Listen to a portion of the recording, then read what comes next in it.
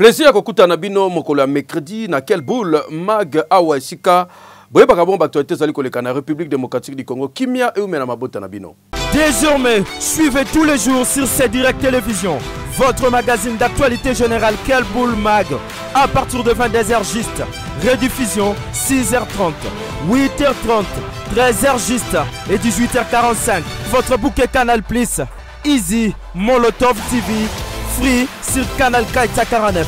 Depuis Alobaki Akoloba, Bonti Melangai, président Yakala, ya République démocratique du Congo, Joseph Kabila, Nengbama Bengaï Raïs, Kobimane Nyonso, et comment na impact à Kosaranate, les lois du vol régulier à CA, Kolongwana aéroport Anjili, à Kitibongo na Lubumbashi, à Kena cadre nini, tozote la tozo zimele, tozonga avec force détail, mais tika tuep sabino que Seni, il fallait normalement abanabongo à Rolma côté Yakwamut Kuname, Bamobondo, Babomi Lissu Batuko, comme moi.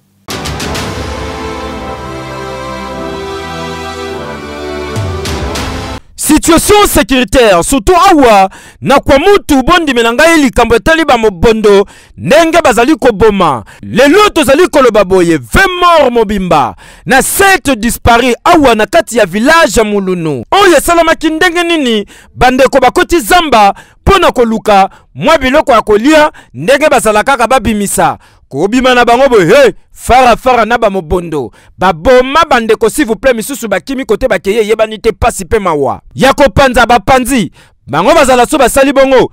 Tout la musi za bakoti zamba. Oyo, Quel Boule Mag azali konsister na bakonzi ya mboka, surtout na ministre ya défense, bakonzi ya la police, batu nyoso, na ba service ya renseignement, baye bananu kokota likambo oyo. Po, niveau bandaki, na kote to komo kendele. Et à l'issue normalité. Awa pe seigneur le baki ke kalate enrôlement zo linge kota na kwa muntu. Maintenant ko bomana boy, ba osala ndeni. Ba osala te, puis on l'axa déjà que insécurité zananu. Bo bongisa. Et anini. Heke yo. Depuis mon Mboka, Félix Antoine Tshisekedi Tshilombo asala ki discours na ekuna na Kasai, et so continue kolobisa ba politicien et puis a chrétien ki muke l'église catholique.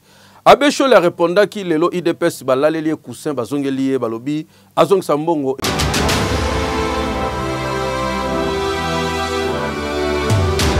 Matinée politique ya IDPS.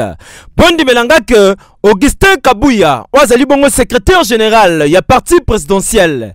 Devant ba membre, ba militant, pe ba cadre nyoso ya IDPS awa, ezala ki occasion pona kolakisa bango ndenga nini politique congolaise ezali kotambola ces derniers temps. Bondi melanga que CG a raté ba catholique te na Moïse Katumbi pa zui yaye. Nayoki alobi boye.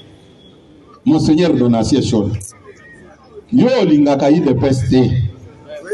Oyebi position zalaki nango après Genève. Puisque après Genève oponaki kana yo. D'ailleurs Katumbi batu bapusaka Katumbi aya pembeni ya Papa Tshisekedi ezaba Monseigneur Donatien Chole.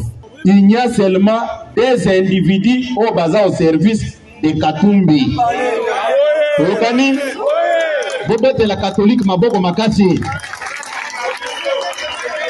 Église wana eza ya ba individu mibale wana te. Tokani? Église wana Cardinal Malula atika yango. Tokani? Cardinal Mosengo atika yango. Eza bien privé ya batu ya campagne ya Katumbi te. Bazongi sambongo ya batu. Heke yo. Le monde entier zali ko célébrer fête ya Aïdi Moubarak bamso abenga ngo bongo tabaski awa na ville Kinshasa to saki constat ya ba musulman de bazali ko célébrer fête na bango.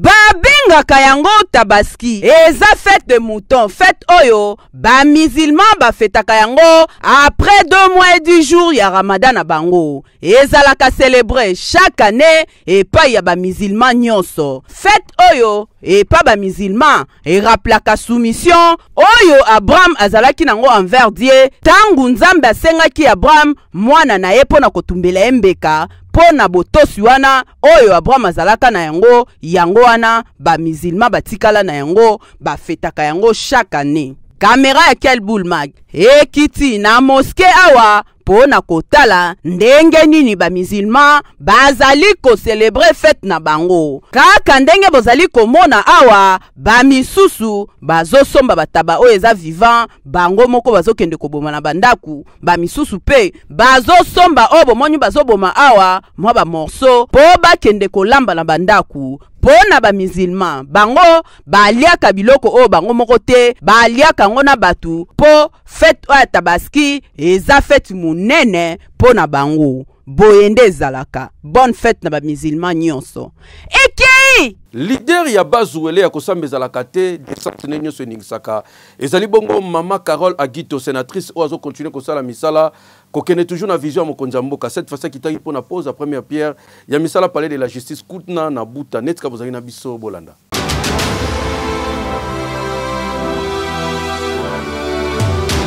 Madame la sénatrice Carole Agito, Ozali bongo Kester, ya chambre haute, pe présidente nationale, ya parti politique Agir pour le Congo. Bondi Melangaki akitaki awa na province ya Bazuele, précisément na ville ya Buta, pona ko matérialiser bongo vision ya mokonzi ya mboka, Félix Antoine Tshisekedi Tshilombo, toujours na cadre ya programme ya 145 territoires. Ndeye bomoni ko kitane na avion ba sepeli na kitoko yo wapi, po azali c'est l'espoir pour la population nyoso ya province ya Bazuele. Bondi Melanga koyane awe ezali bongo pona kotala misala ya construction ya palais de justice oye tikala jamais kozala, mais grâce ya madame Carole Agito nde bomoni Bazuele kozwa bongo palais de justice peli susu kopesa na bandeko ya province ya Bazuele assemblée provinciale awa pona kosunga bandeko bokanisi esili tete na susi pe bolingo azalaka nango surtout pona jeunesse nyonso alobi siège ya conseil national pona jeunesse ekozala oye lekisike moto azali kobundela bandeko nyonso ya Bazuele yeyo madame Carole Agito jokenenga préciser na micro ya quel boule mag. L'œuvre que nous initions ici représente une contribution notable et efficiente à la matérialisation de la vision de son Excellence Monsieur le Président de la République Félix Antoine Tshisekedi Tshilombo, qui souligne que la jeunesse congolaise est la force motrice de notre pays. Na kolongwa na ye inde ndenge bomona zali kotambola boya soki lisusu temps lokola mama pona koyeba nini ezali ko déranger bango, c'est-à-dire selon la kinoba différentes communautés pona kote ya bango surtout likambo talibolingo pe travail pe lisusu développement e wana ndezali ya motuya surtout pona bandeko ya parti politique Agir.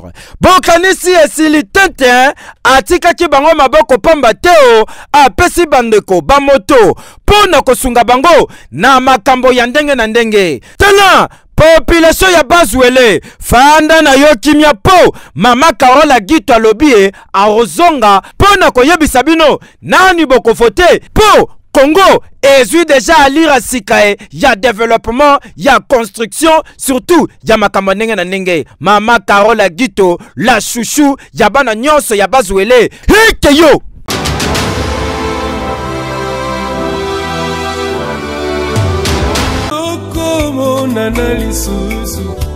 Famille Kofi bazali na pasi pe mawa ya koebisa na bami pe ba connaissance liwa ya père, frère, oncle na bango na kombo ya Banaka Dako Kofi oyo ayebanaki mingi na kombo ya Kofi Sekula oyo ba intime na ye babanda ikobenga ye. Akufaki mokolo ya le 17 juin 2023 oyo na clinique Ngaliema suite ya maladie moko ya tango mokusi. Matanga ezali kosalema na salle Kofi na rond-point Sosimat na commune ya Gombe. Pe programme ezali ko se présenter boyi. Jeudi 29 juin, veillée mortuaire ekosalema na salle Kofi na rond-point Sosimat na commune ya Gombe. Vendredi 30 juin de levée du corps ekosalema na morgue ya clinique Ngaliema pe ekozala suivi na recueillement oyo ekosalema na rond-point Sosimat na commune ya Gombe. Na 12h juste départ pour l'enterrement na cimetière ya chemin de paradis. 16h bain de consolation ekosalema kaka na salle Kofi na rond-point Sosimat na commune ya Gombe. communiqué oyo ekomela batu nyonso bayebaki papa Banaka Dako Kofi vie Kofi Sekula tika ete molimo na ye epema na kimia. Tournoi du Panda oh madame Marie-Rose Embe asalisaki bonzi melange yindaki mabe ambiance ezaki kosana te Shadrack Balabe bazaki kuna.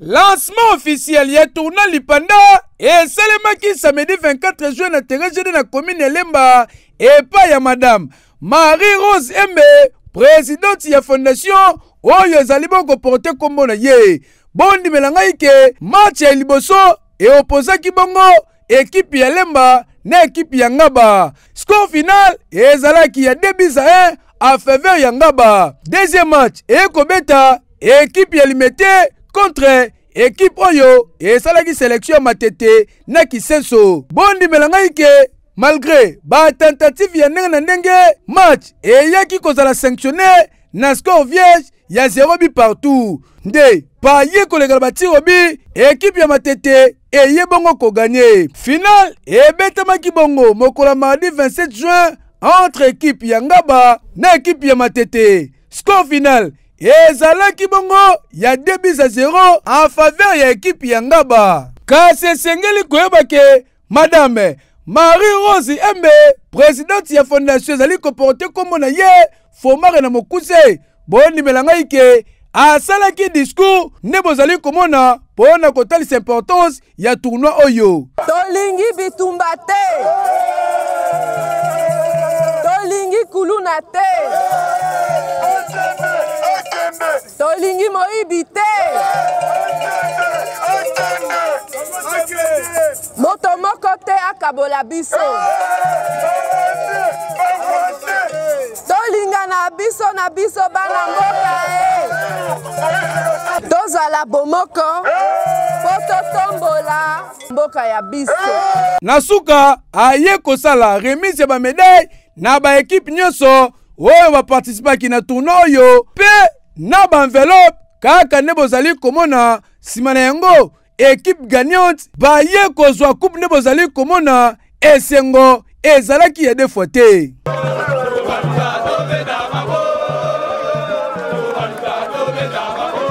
Tala bana ya mwamba baza na raison ya kobenga madame Marie-Rose Embe la reine ya district na bango po oyo asali elakisi penza ke aza na souci ya jeunesse et surtout mingi encadrement na bango et normal kende toujours liboso keyo oui. Azali personne vivant avec handicap comme on a évoqué azali na pasi azali kosenga lisungi biso bato quel boule ba diaspora botala partout botala kaya ndeko oyo so boko kosunga ye bino kambo yeba.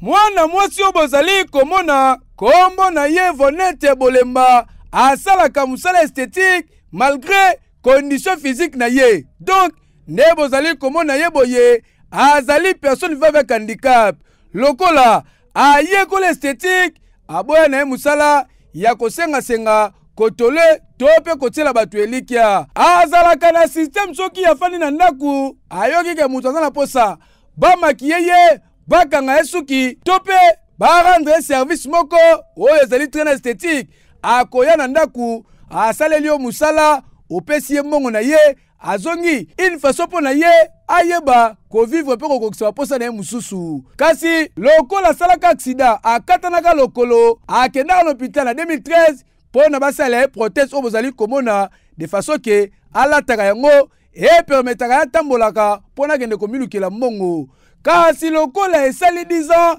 ezali susu malonga te botala bino moko ndenge nini ebebi ezali kozokisa ye pe ezali kosala ke atambola penza malamu mingi te po musala salaka esengaka mingi azala ya kotelema asala yango mais prothèse oyo ezali lisusu ko permettre ete yango azali kosenga na bato ya mitema malamu bayeba kosunga ye azalaka na lokolo moko mais ezo salanga vraiment pas ici nazo kotambola nango te prothèse depuis 2013 nde basalaki oyo naza nango oyo Maman bendi na wana eliamani même pied ils savent vraiment malamuté. Donc nazo tambola kaka selon nga mais en réalité nazo tambola vraiment na passe. On a aussi un pas nous zo landanga ki bande konanga ba maman na ngai bosunganga na ba kozwa likolo mususu ya sika. Nazo tambola vraiment na difficulté moko makasi naza nga bien te. Ezali kosala pasi komona condition physique ya mwana mwasi oyo malgré cela azali kobunda azali komilukela bato ya mitea malamu botala kana ye de façon que azwa lisungi po a continuer kosala musala na ye pasi na motema yake yo oui winner na 500 francs bêta au comment vendre ça possible.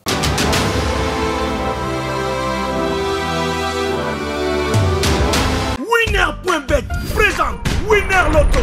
Nini wana boso beta. Winner. Bonsoir à tous, mesdames et messieurs, nous sommes aujourd'hui mercredi 28 juin 2023. Alors regardez bien, le jackpot Win 4 est à sa phase de départ. 10 millions de francs congolais à gagner. Hier mardi 27 juin 2023, un joueur a remporté le Win 4 de 17 670 000 francs congolais. Et félicitations à lui. Alors qu'aujourd'hui, ce soir, le jackpot Win 4 double prend l'ascenseur. Il est à 42 101 000 francs congolais. Mesdames et messieurs, vous devez choisir que 4 bons numéros si vos tickets pour espérer gagner tout cet argent. Et bien, si vous l'avez fait, bonne chance aussi pour la suite. Ceci, c'est un tirage qui se déroule sous les vigilants d'un huissier de justice, des officiels Winner Loto, mais aussi d'un public témoin. Mesdames et messieurs, nous accueillons tout de suite le tout premier numéro, et ça sera le 34. Et pour notre deuxième numéro de la soirée, mesdames et messieurs, nous allons accueillir cette fois-ci, ça sera le 46. Le troisième numéro, ça sera lequel? Regardez, les 25 complètent la liste. Le tout dernier numéro de la soirée, le quatrième donc, n'est rien d'autre que le 14. Mesdames et messieurs, je récapitule si votre qu'il fallait nécessairement trouver les 34, les 46, les 25, mais aussi les 14. Avez-vous trouvé cela depuis la maison? Si oui, moi je vous dis félicitations, c'est avec plaisir. Je vous retrouve très prochainement, c'est tout. Prenez soin de vous. Au revoir. Nini wana boso beta. Toke na Kasai Oriental, kuna FPI azali ko financer ba travaux ya ndenge na ndenge pona koluka ko améliorer ba infrastructure ya ndenge na ndenge ba école ba bâtiment minene azali ko tongama pona bopito numéro 1 ya FPI yemra kitaki pona kotala évolution ba travaux bolanda.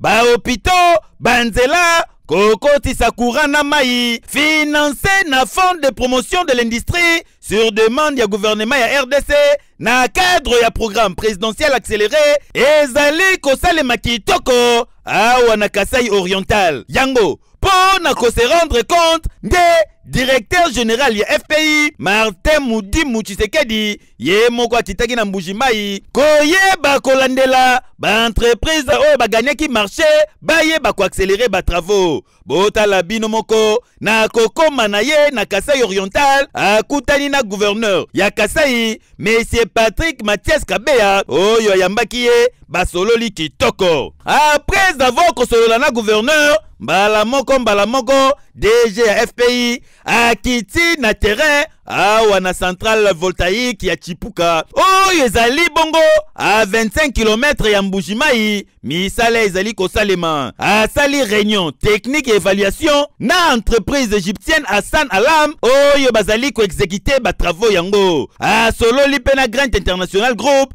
po bango pe, bazali impliqué, po na kosala misala o bozali komona. Mbala moko, a visiter ba plateforme, po na kopalpe di doigt na réalité na site esika misala ezali bongo exécuté. Et sengeli koyebake na fin ya juin 2023 misala esalemi déjà en termes ya 65% pe ezo kende kitoko et kozala bongo livré na décembre ya 2023 yoka communication. Certains équipements qui sont encore en dehors de ces pays, les efforts seront entrepris pour que dans un mois, tout au plus, c'est-à-dire vers la fin du mois de juillet, ces équipements puissent arriver en République démocratique du Congo et acheminer sur les lieux de travaux.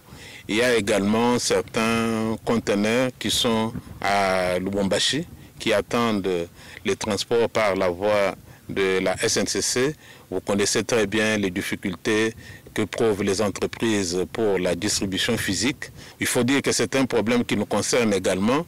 Nous allons y mettre du sien pour que la priorité soit accordée à l'exécution de ces projets. Akendaki pe lisusu ko visiter station ya distribution ya énergie oyo ezali en pleine construction malgré ba difficulté oyo ezali lié na logistique. Martin Mudimu Tshisekedi atikali optimiste po na misala oyo amoni na misu na ye moko. Esengeli koyeba ke misala oyo ekopesa 10 megawatt na ville ya Mbujimai pe ba ville nyonso ezali tout autour na yango. Akitaki pe lisusu kotala ba travaux ya route ya Mbujimai Kananga oyo ezali kosalema bino moko botala ndenge mituka ezali kosala yango kitoko grâce ya entreprise égyptienne Samkrat DRC oyo ezali kobeta yango dada. DG ya FPI Martin Mudimu assisté na test ya compactage ya basol kaka ndenge bozali komona kolongo wana akiti na carrière d'exploitation Grey Service Construction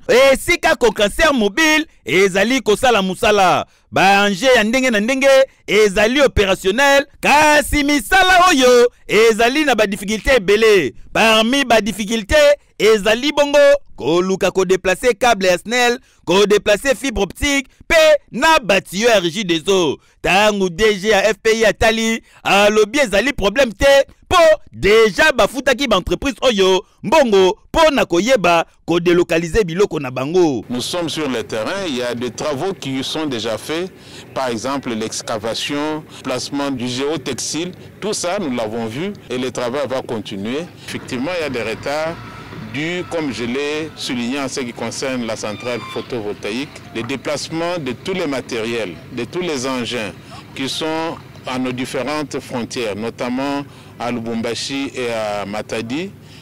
Ces déplacements-là posent problème, comme vous savez que nous sommes un pays semi-enclavé.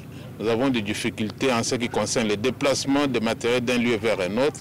Tous ces matériels se trouvent déjà sur le territoire national, mais il est question maintenant qu'on organise ce déploiement de ces matériels vers les lieux d'exploitation. Nous pouvons dire que nous sommes, pendant la saison sèche, nous allons profiter de ce moment ici pour déplacer le maximum d'engins et équipements afin que, en tout cas, la réalisation de la route puisse subir une accélération intense et répondre ainsi aux attentes de la population et de la République démocratique du Congo. Et bongo côté construction ya ba école na ba hôpitaux oyo FPI ezali bongo ko financer lokola awa na école 4 janvier et sika misala esalemi dota bino moko ezali bongo 4 écoles mobimba oyo ba bâtiment na yango etongami kitoko etikali kaka bacha baban po déjà ba commandé yango na septembre bana bakotanga na ba condition kitoko ndenge moko na institut Kalenda Mubishi oyo ezali Jean-Baptiste de la Salle bango pe misala ezali kosalema nyonso wana na vision ya chef de l'État son excellence Félix Antoine Tshisekedi Tshilombo bakiselaka ye béton national et bongo côté santé kuna pendenge moko na cadre ya couverture santé universelle FPI a financé construction ya ba hôpitaux mibale ya minene awa na Mbujimai lokola hôpital ya Muya oyo misala déjà esalemi à 85% etikali kaka bacha mai na courant ndenge moko pe na Jean-Baptiste Kasele bango pe déjà misala esalemi kitoko. En tout cas tika na yebisa bino fonds de promotion de l'industrie ezali wana po na kofinancer pe po na kolandela ndenge nini exécution ya misala ezali kosalema. En tout cas bravo na DG Martin Mudimu Tshisekedi oyo azali au four et au moulin po na kopesa bana ya Congo résultat ya malamu boyende ezalaka ekei bayibi chauffeur ya présidence téléphone na bakulu na kokamwa la police akangi bango.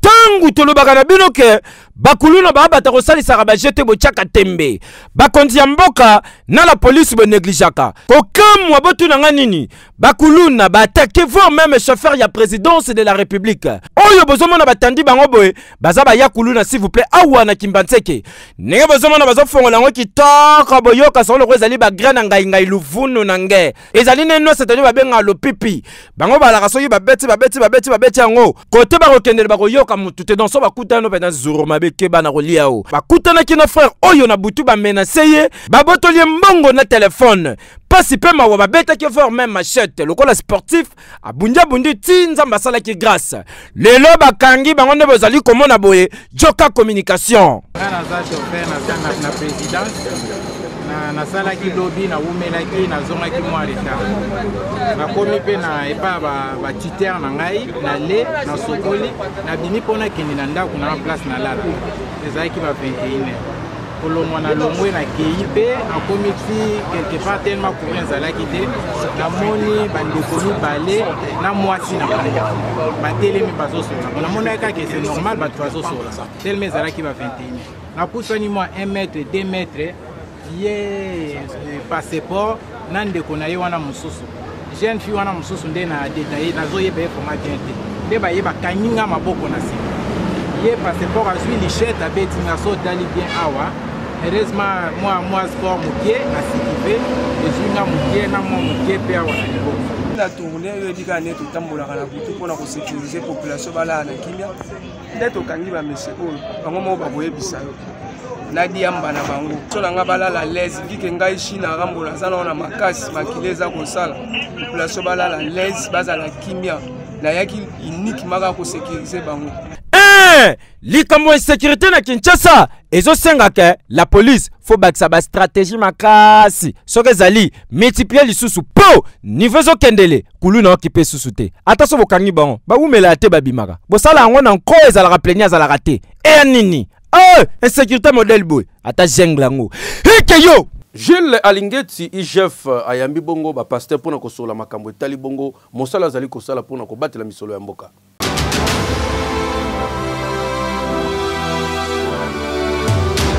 Na cadre ya campagne ya sensibilisation oyo inspection générale des finances IGF na mokuse azosala pour na bonne gouvernance na lutter contre corruption nde na mokolo ya lundi 26 juin 2023 rassemblement monene ya ba homme de Dieu ya ba différentes confessions religieuses et salemaki na amphithéâtre Antoine Tshisekedi ya IGF na thème oyo travaillant ensemble pour l'intégrité et la lutte contre les antivaleurs dans la gestion publique. Bondi melangai que plus de 100 représentants y a ba communauté chrétienne, musulmans, église orthodoxe, Pemisusu, Bayaki na IGF. Gilles Alingeti Kei, chef de service, l'homme de la rigueur, a sensibilisé Bango sur ba méfaits ya détournement, corruption ya ba deniers publics. Gilles Alingeti Kei a sengi na basai na nzambe nyonso ba soutenir vision ya chef de l'État Félix Antoine Tshisekedi Fachi Beton pour na éradication ya ba antivaleur. Boyokaye. Pour nous, c'est l'étape la plus importante que l'État associe dans la lutte contre la corruption une autre partie importante de la société pour faire avancer. C'est l'étape la plus importante que nous venons aujourd'hui d'atteindre. Nous avions compris que le problème est aussi éminemment spirituel. Inspecteur Ope Bazalaki sur place intervenant qui net inspecteur général adjoint Victor Batubenga oyo atalisaki noir sur blanc mission ya IGF pe mususu a interpellé na basali na nzambe batalisa na ba fidèle na o nyonso elobami ba serviteur de Dieu misusu oyo bazalaki sur place babakisaki boye. C'est non seulement louable mais c'est extraordinaire. C'est quelque chose qui devait avoir lieu. Et nous saluons à sa juste valeur et nous encourageons l'IGF. Il a fini par approcher l'église. Je trouve que c'est la meilleure idée.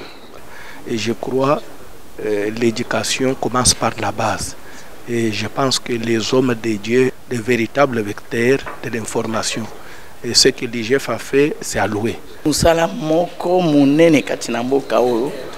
Il y a 3 ans, à Sali Moussala Mounene, les lois est vers les hommes de Dieu, de quoi accompagner. Ah, Gilles Alingete, oyo nyonso zo travailler kaka pona kosilisa corruption na ba détournement na République démocratique du Congo et anormal. Eki! Amour du prochain zali ONG lelo ba célébrer bongo fête ya ba femme veuve.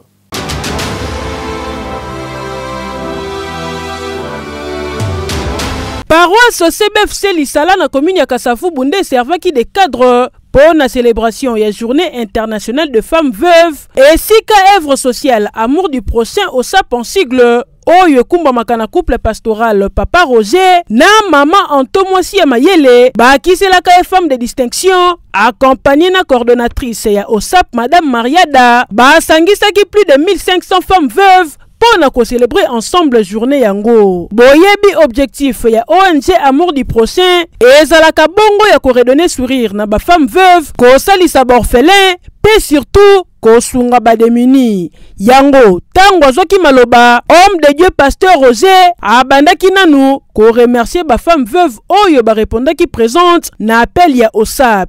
Si manengo maman Anto femme de distinction ye petango azoki maloba a profiter ki kosala appel na ba partenaire ba acteur social pe batu nyonso ya bonne volonté po ba kosunga ONG Amour du prochain et kende toujours liboso yora communication na ye journée à lelo to kumisi d'abord Nzambe oya permeta que nous ala vraiment kati na journée à lelo en tout cas leki kitoko mingi lokumu kaka kembo ezonga kati na maboko na ye eza to bandi kosala musala Nzambe tolobi ete tozana besoin pe ya lisungi ya ba partenaire parce que ete ezotalisa na livre ya mokanda ya Jacques 1:27 ezoloba ete la religion pure sans tache consiste de visiter des veuves et des orphelins eza libondeli ya malamu o Nzamba yo kaka ya ko visiter ba veuve na ba orphelin tozana besoin bandeko baya ko rejoindre na biso poto tombola ebende mosala oyo ekende liboso ba mama veuve nyonso oyo bazoki par na célébration ya journée oyo ba profiter ki kosambela pona ONG Amour du prochain po Nzambe a continuer ko battre la couple pastoral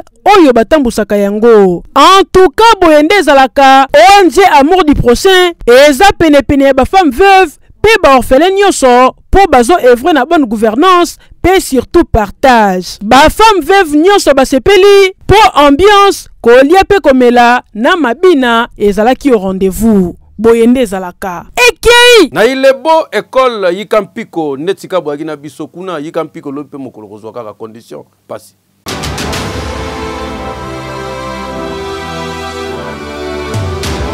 Soko yena professeur Kasai okomi na ilebo tuna baba na luka école yikampiko balakso tayangwana ekenda sangwe kolo bozomona ba sénateur ba ministre ebele ba dirigeant mboka babimaka na ekolo mais ya pas si pe ma ba sundo l'école donc nenge batangisa bango wana dorsal ba kiparate équipe ya quel boule mag kiti awa condition bana bazotangela bondi melanga pas si pe mawa ya liboso teleno niveau bana bazotangela baba awa babeza la raté donc mutuna mutunda yaka ba yaka na brique na ndako na bango so yena ngoche ofandeli système atara mupanzi moko so suyo obalolo tieso su côté moko tableau ya malonga kuteza la raté mono zo mona be donc yeshwe zate ayena sachet on peut couleur vite ya mona ni penaza suka na vita clibien ninga za na lingi yango kitoko tiango na se soko longwa hotel uniforme bana bazoya nango DGC baby sapata kolata kutu bosana lipapa okokola lola oyo la kisike bakonzi bokipe nanu awa école yikampiko na ilebo po niveau bazotangela bango moko bamituni ba memangambu baboma mutu po bamona rapasi ya boye kyoka communication tona ba difficulté belé depuis arrêté 2012 tout foot à moitié ba condition est normalité ba bâtiment ba banc exacté de ba sont pas mis décourager direction pe tout ça là na ba effort na biso po to ngata ba direction ba bâtiment mosusu tout ça na ba konzi ba meka ko biso pe en charge ba reconnaître biso ba mécaniser biso Papa Tony Mwaba, est-ce que y a école o yikampi kona ilebo talande ba otanga baza pe na droit ya kotanga bien na ba condition nyonso ya malamu poboye et ya normalité et ya nini keyo okanje sili tintin sega moke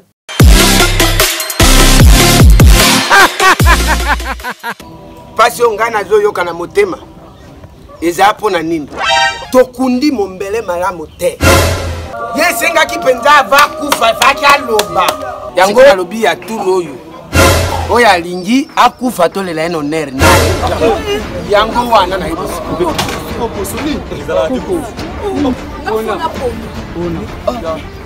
mombele aza jeune biso nyonso mpe nde toza boye toza jeune mais mutu oyo asali vi makasi akomi mpe deja koko eza kopo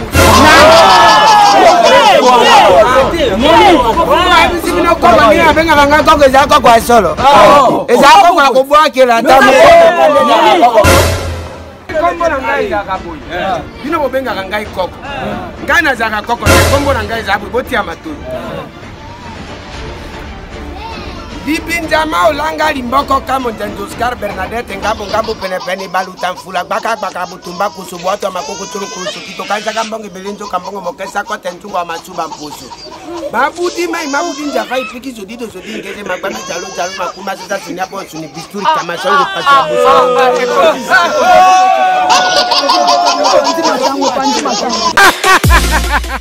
Voilà, Kimia na mabota na bino quelle boule yango pona ngeza ki plaisir ne botala ki biso de partout et siga bozali. Ba mama boa kitoko yo wapi.